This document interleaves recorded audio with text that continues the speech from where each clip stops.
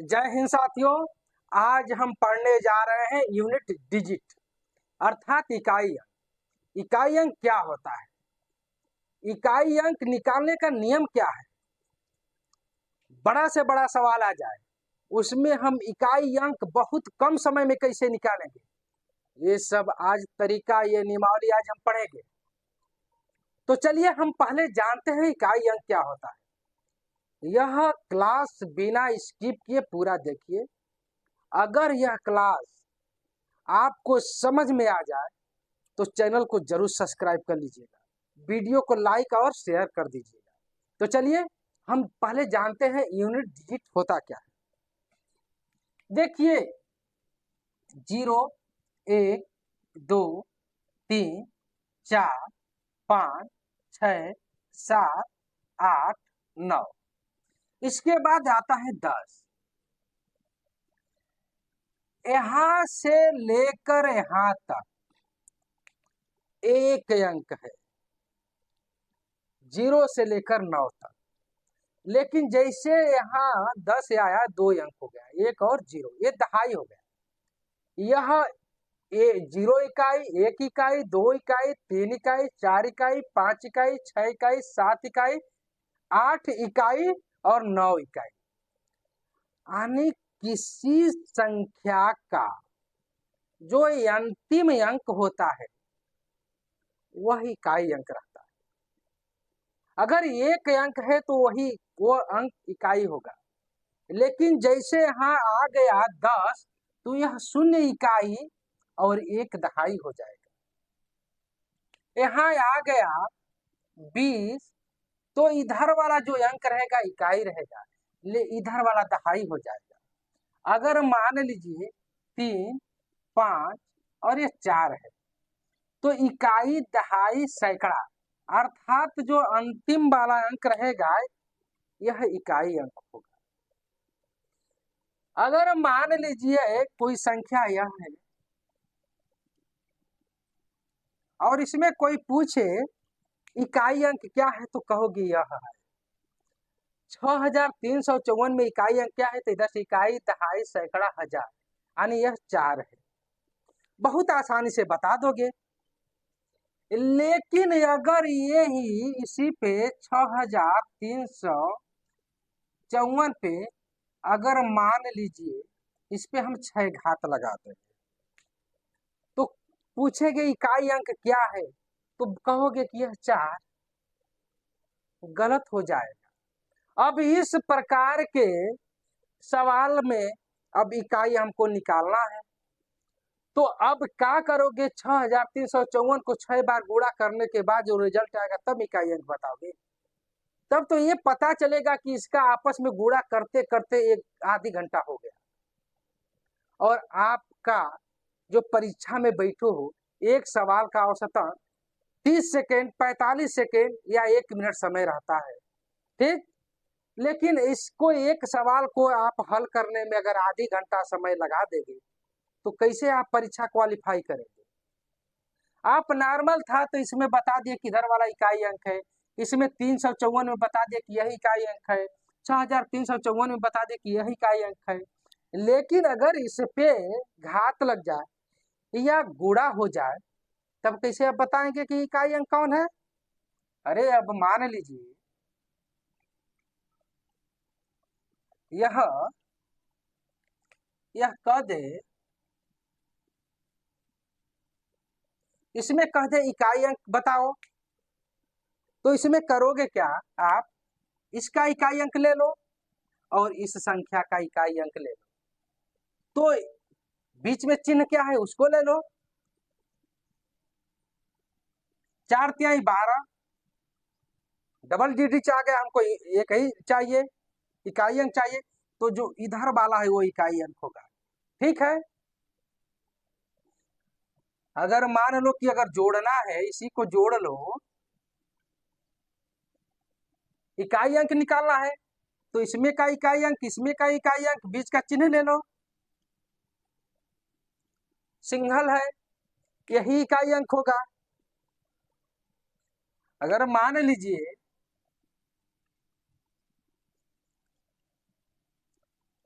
634, ये 54 और -37, इसका इकाई अंक निकालिए। तो इस पद का इकाई अंक ले लीजिए 4 है, बीच का चिन्ह ले लीजिए वह है। इसका इकाई अंक ले लीजिए 4 है, बीच का चिन्ह ले लीजिए वह है। इसका इकाई अंक ले लीजिए 7 है। अब जोड़िए 4 4 8 और 8 में से 7 जा 1, इसका इकाई अंक 1 आएगा। यहाँ तब तो नॉर्मल है, सिंपल है, ये सब सिंपल है। लेकिन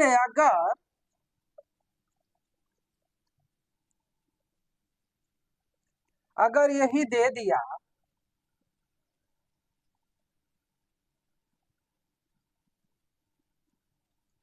अब इसका इकाई अंक बताओ, कैसे बताओगे? 66 बार 9834 का गुणा करोगे?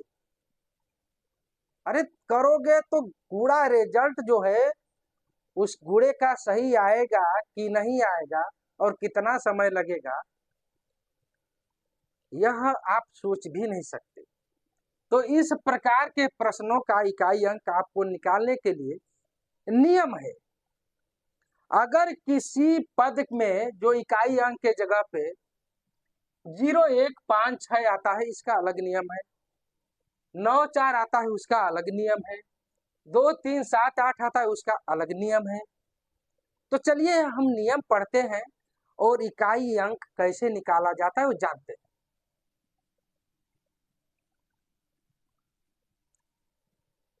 अगर किसी भी संख्या के अंत में 0 1 5 6 आ जाता है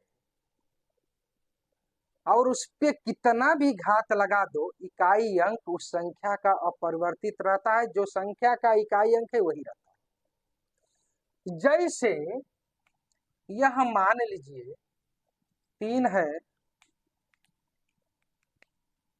4 है, 8 है, 0 है, इस पे हम कोई घात लगा दें, कुछ भी लगा दें, मान लीजिए हम 47 लगा दें, तो इस संख्या का इकाई अंक 0 है। इकाई, दहाई, सैकड़ा, हजार यह 0 है। तो इसका जो यूनिट डिजिट होगा 0 ही होगा। अगर किसी संख्या का इकाई अंक 1 है और इस पे कुछ भी घात लगा दो, इस पे कुछ भी घात लगा दो, इसका जो यूनिट डिजिट होगा अपरिवर्तित रहेगा, एक ही रहेगा।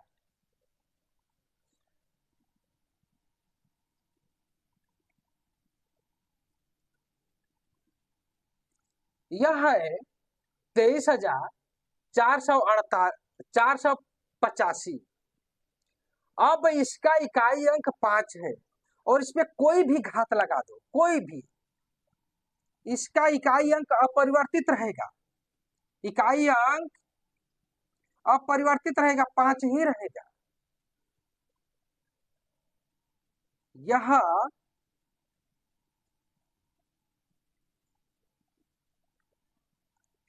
जैसे यह नॉर्मल संख्या है 3,896, इसका इकाई अंक 6 है और इस पे आप घात लगाते जाइए, कुछ भी लगा दीजिए। मान लीजिए कि हम इस पे n घात लगा दिए या 1000 घात लगा दिए, इसका जो इकाई अंक है यह वही रहेगा। हमारे कहने का मतलब यह है कि कोई भी संख्या हो, अगर उसका इकाई अंक 0 1 5 6 है और उस पर कितना भी घात लगा दीजिए, उसका इकाई अंक बदलता नहीं। 0 1 5 6 का यह नियम है, ठीक है ना? 0 1 5 6 का यह नियम है कि इस पे कितना भी घात लगा दीजिए, इकाई अंक अपरिवर्तित रहता है,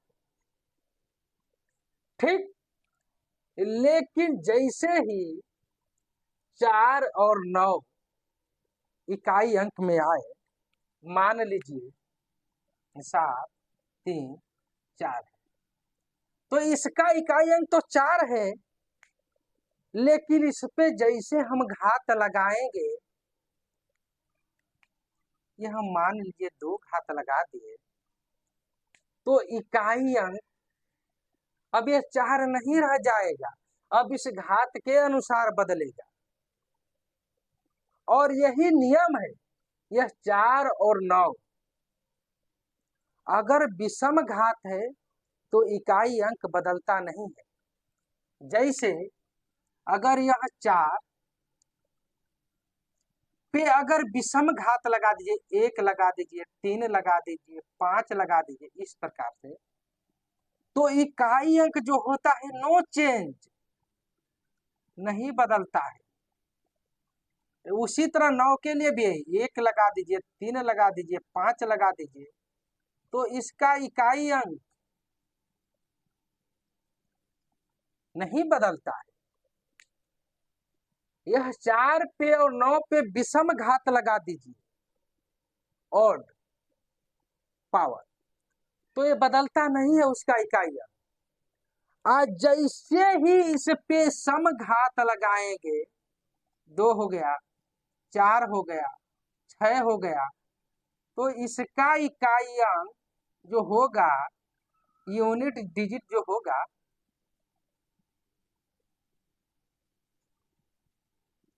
यह 4 का 6 हो जाएगा, और 9 पे लगा दीजिए,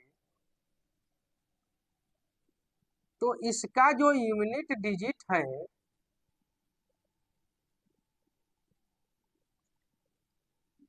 1 हो जाएगा। ध्यान दीजिएगा, जैसे 4 पे अगर विषम घात रहे, कोई भी संख्या हो, अंत में किसी भी संख्या का इकाई अंक अगर 4 है या 9 है, उस संख्या पे आप कोई भी घात लगा दीजिए, इकाई अंक बदलेगा नहीं। ठीक है ना। लेकिन किसी संख्या के अंत में इकाई अंक 4 या 9 है, उस पे सम घात जैसे लगाएंगे, तो 4 का 6 हो जाएगा इकाई अंक, और 9 का 1 हो जाएगा। कैसे? तो चलिए देखते हैं। मान लीजिए कि यह 734 है, इसमें इकाई अंक हमको निकालना है, तो हमको इस संख्या से मतलब नहीं, खाली इसी से मतलब है। तो 4 को हम लेकर आते हैं और 2 घात लगा देते हैं। 4 चौको 16, अब 16 आ गया तो इकाई अंक 6 हो गया। हमने क्या बताया, सम घात रहेगा तो 6 हो जाएगा। चलिए हम 4 पे 4 घात लगा देते हैं, 4 घात, 4 चौको 16, 16 चौको 64, और 64 चौको, ये 64 है, और चौको 4 चौको 16, और 6 चौको 24, और 24 एक 25, यह हो जाएगा 256। अब देखिए 4 घात लगाए तो क्या हुआ, इकाई अंक 6 आया। अब उसी तरह, ठीक है ना, अगर यही 6 घात लगाएंगे तो 6 आएगा, 8 घात लगाएंगे तो 6 आएगा। तो हमने क्या कहा कि जैसे 4 पे सम घात आप लगाएंगे, इकाई अंक 6 आएगा। लेकिन 4 पे विषम घात आप लगा रहे तो कोई परिवर्तन नहीं हो रहा है, इकाई अंक 4 ही यह रहा। ठीक है ना। और 9 पे विषम घात लगाए तो कोई परिवर्तन नहीं, इकाई अंक 9 ही रहा। इसी तरह चलिए 9 को देख लीजिए, यह 9 है ना, यह 9, और इस पे हम 2 घात लगा दें, तो 9 9 81। हमने क्या कहा कि 9 पे अगर सम घात लगाएंगे तो इकाई अंक 1 हो जाएगा। तो जो पहला हम 0 से लेके 9 तक की संख्याओं को 3 भाग में बांटा, तो पहला तो सिंपल था, कोई घात लगाइए कोई परिवर्तन नहीं हो रहा है। दूसर का क्या था, 4 और 9, यह ये था कि अगर 4 9 पे विषम घात लगता है तो कोई परिवर्तन नहीं होता इकाई अंक में, इसी तरह रहता है। लेकिन जैसे ही सम घात लगता है तो 4 का 6 हो जाता है, और 9 का 1 हो जाता है। यहाँ तक तो ठीक है। कठिनता 2 3 7 8 में होती है। इस पे साइक्लिसिटी का नियम लगता है। साइक्लिसिटी का, जैसे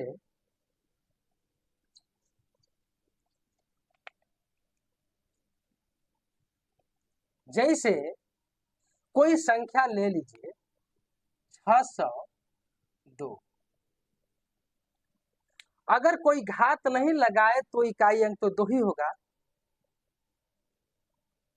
लेकिन अगर आप 2 घात लगा दिए तो ये इकाई अंक को बाहर निकाल लीजिए और इस पे 2 घात लगा दीजिए, 4 हो गया। 3 घात, मान लीजिए अगर इस पे 3 घात लगा दीजिए 600, तो 2 को बाहर निकाल लीजिए, इसी को इकाई अंक से ही मतलब हमको है, इधर से तो मतलब है नहीं। 2 पे 3 घात, तो 2 दूनी 4, 4 दूनी 8। अब ये 600 2 पे 4 घात लगा दीजिए तो क्या हो जाएगा, ये 2 को बाहर आप निकाल लीजिए और 2 पे 4, तो 2 दूनी 4 दूनी 8 दूनी 16, इकाई अंक 6। यहाँ 4, यहाँ 8 और यहाँ 6 और इसमें 2, इसमें था 2, यहाँ हो गया 4, यहाँ हो गया 8 और यहाँ हो गया 6। ठीक है ना, ध्यान दीजिएगा थोड़ा। अब देखिए, अगर हम 600 2 पे 5 घात लगा दिए तो जो ये 2 पे 5 घात हम बाहर निकालते हैं, 2 पे अब हम 5 घात करते हैं, तो 2 दूनी 4 दूनी 8 दूनी 16 और 16 दूनी 32, इकाई अंक 2 आ गया। यानी कि जो एक घात था,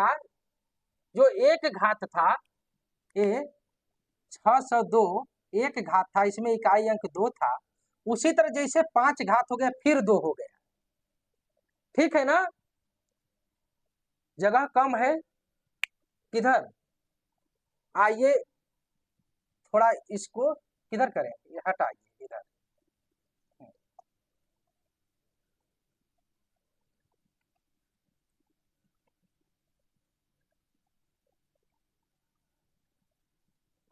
अब देखिए, जैसे 602 सिंगल था, इस पे एक घात था तो 2 हुआ, 2 घात हुआ तो 4 हो गया, 3 घात हुआ तो 8 हो गया, 4 घात हुआ तो 6 हो गया।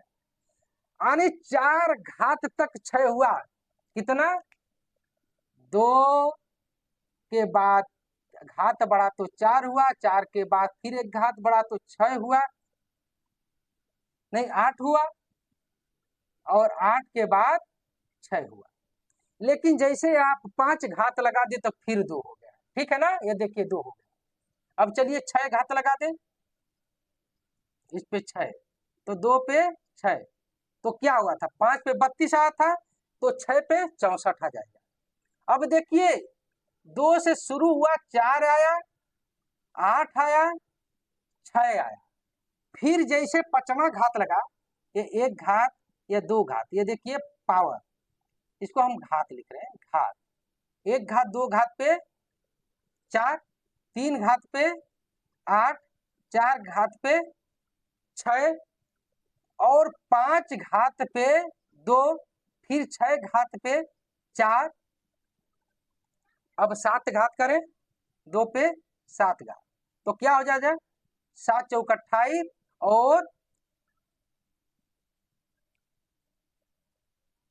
6 7 42 2 44, इसमें 8, आने की 7 घात पे 8, फिर 8 करेंगे,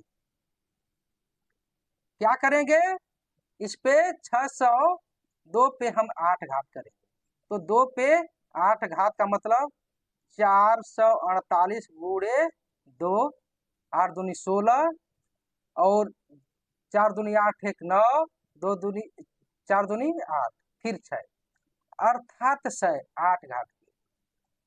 अब ध्यान दीजिए, 1 घात पे 2, जब 2 घात हम लगाए तो 4, 3 घात लगाए तो 8, 4 घात लगाए तो 6, फिर 5 घात लगाए तो वही रिपीट हुआ 2, 6 घात लगाए तो 4, 7 घात लगाए तो 8, 8 घात लगाए तो 6।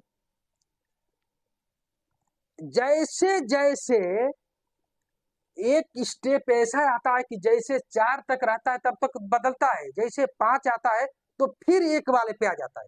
अर्थात अगर हम घात में 4 से भाग दे दें, घात में 4 से भाग दे दे और जो शेषफल आए उसी का घात लगाकर अगर यूनिट डिजिट निकालें तो हमको यूनिट डिजिट प्राप्त हो जाएगी।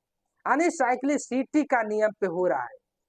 एक घात है उस पे आप निकाल लीजिए, दो घात है उस पे निकाल लीजिए, तीन घात है उस पे निकाल लीजिए, चार घात है उस पे निकाल लीजिए। और जैसे पांच घात आता है तो क्या कीजिए कि उस घात में चार से भाग दे दीजिए। नहीं समझे? चलिए हम समझाते हैं। दो का हमने लिया, अब हम तीन का ले रहे हैं। यह हम मान लीजिए 8 7 3 4 3 है। इस पे हम ले लिए 9 घात, 87,343 पे 9 घात लगा दिया और कह रहे हैं इसका यूनिट डिजिट निकालिए। तो यूनिट डिजिट अगर हमको निकालना ही है तो यह तीन को हम बाहर, ये तीन ही इसका यूनिट डिजिट न होगा, लेकिन इसमें घात लग गया है तो तीन को हम बाहर निकालेंगे और 9 घात लगा देंगे। लेकिन साइक्लिसिटी का नियम क्या कहता है कि हर एक चार स्टेप के बाद पुनः वो आ जाता है। 1 2 3 4 5, जैसे चार स्टेप समाप्त होता है तो पांचवा स्टेप में वही घात, वही यूनिट डिजिट आती है, वही यूनिट डिजिट आती है जो पहले घात पे थी। तो इसका मतलब कि इस घात में हम चार से भाग दे देंगे और जो शेषफल आएगा उसको हम तीन पे लगा देंगे। तो 9 में अगर हम चार से भाग देंगे तो 4 दूनी 8, शेषफल 1 आया तो तीन पे हम 1 लगा देंगे, अर्थात हमारा यूनिट डिजिट इसमें 3 हुआ। अगर कोई संख्या मान लीजिए अब हम 7 को ले रहे हैं, यह ले लिए 7 और इस पे हम लगा दिए घात। घात कौन लगाए? 25 हम लगा दे। अब कह दे कि जो ये 6,35,737 का इकाई अंक निकालिए, यूनिट डिजिट। तो अब कहा करेंगे कि इकाई अंक क्या है? 7 है, लेकिन लगा तो घात 25 है। तो बाहर निकालेंगे 7 को और इस पे 25 लगा देंगे। किस ग्रुप में आ रहा है? 2 3 7 8 वाले ग्रुप में आ रहा है। तो जब आ रहा है तो 25 में हम 4 से भाग दे देंगे। 4 छक्का 24, शेषफल 1 आया। तो 7 है तो इस पे 1 जो शेषफल आया रख देंगे, अर्थात इसका जो यूनिट डिजिट है 7 हो गया। अब मान लीजिए कि हम कोई और संख्या लेते हैं,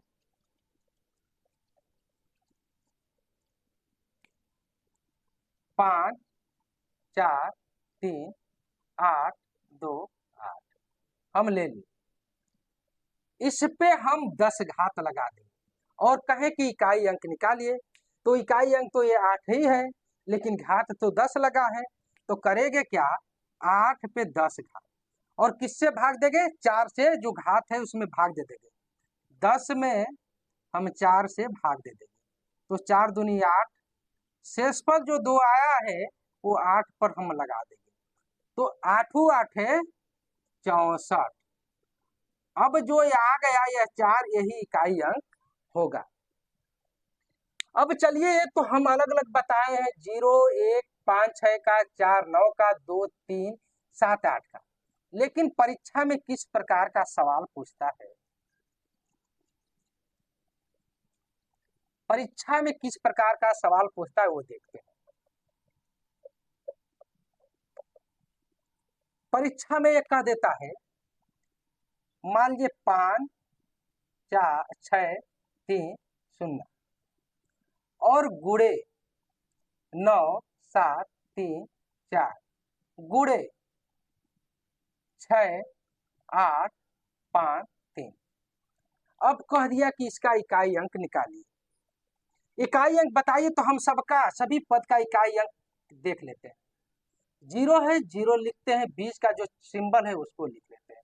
4 है 0 लिखते हैं, 20 का जो सिंबल है उसको लिख लेते हैं और 4 है उसको हम लिखते हैं। फिर सिंबल लिखकर फिर इसमें जो इसका इकाई अंक है यह लिखते हैं। किसी भी संख्या में 0 से गुणा करेंगे तो वह 0 आएगा, वह 0 आएगा और इकाई अंक इस सवाल का 0 होगा। ये तो सिंपल था।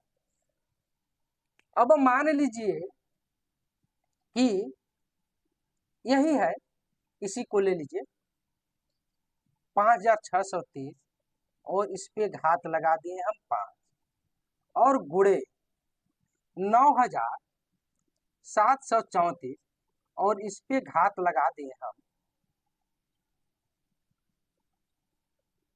6।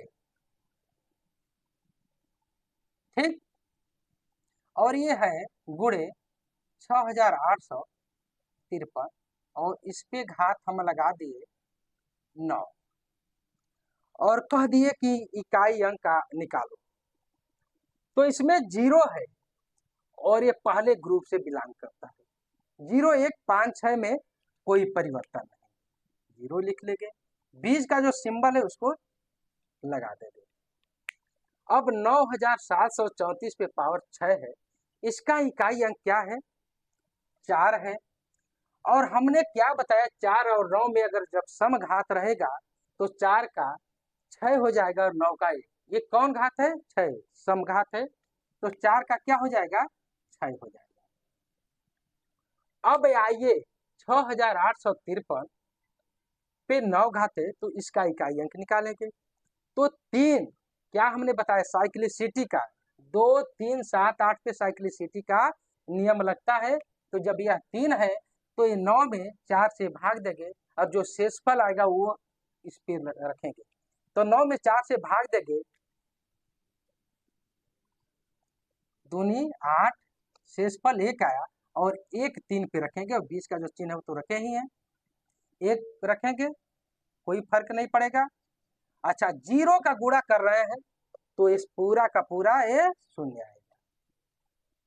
वैसे भी जैसे 0 है सब पद में गुणा किया गया है, किसी एक पद का इकाई अंक 0 है तो सभी को हल करने पे इकाई अंक 0 ही आएगा। अब लेते हैं कोई हम दूसरा, मान लीजिए 8 है, 7 है, 3 है और ये 5 है, इस पे हमने 20 रख दिया और इसको हम जोड़ दिया। ठीक है, यह हो गया 9 है, 3 है, 4 है और ये 2 है, इस पे रख दिया 13, इसको हमने गुणा कर दिया। फिर है 5 है, 3 है, 6 है, 6 है, इस पे हमने रख दिया 35 पावर और कह दिया कि इसका इकाई अंक निकालो। तो देखते हैं पहले पद का इकाई अंक 5 है और इसमें क्या होता है कि 0 1 5 6 में कोई घात लगा दो कोई परिवर्तन नहीं होगा, इसका 5 ही इकाई अंक रहेगा, बीच का हम चिन्ह लिख देंगे। दूसरे के पद का देखते हैं 9342 है और इसमें इकाई अंक 2 है, तो 2 किस में आता है, 2 3 7 8 के ग्रुप में आता है। तो इसमें क्या होता है कि साइक्लिसिटी का नियम लगता है, जो घात होता है उसमें हम 4 से भाग देते हैं। घात 13 है तो 4 से हम भाग देंगे, तो 4 तिहाई 12 और शेषफल 1, जो 2 है उस पे एक घात लगाएंगे तो 1 ही आएगा, बीच में क्या है जो चिन्ह है उसको रख लेंगे, गुणा का चिन्ह है रख लेंगे। अब क्या है, 5 है, 3 है, 6 है, 6 यानी 5366 और इसमें आता है 0 1 5 6 में, तो इसका कोई परिवर्तन नहीं होगा, वही इकाई अंक रहेगा। तो क्या करेंगे, पहले गुणा वाला करेंगे, 6 दूनी 12 और 12 5 17 और इसमें इकाई अंक क्या है, 7 है, यूनिट डिजिट 7, इकाई अंक क्या 7 है। तो इस प्रकार से 0 1 5 6 4 9 2 3 7 8 का नियम लगता है जब इकाई अंक हम निकालते हैं, जो नियम आपको बता चुके हैं। अगर वीडियो आपको समझ में आया या क्लास समझ में आया तो चैनल को सब्सक्राइब कर लीजिए, वीडियो को लाइक और शेयर करना मत भूलिए।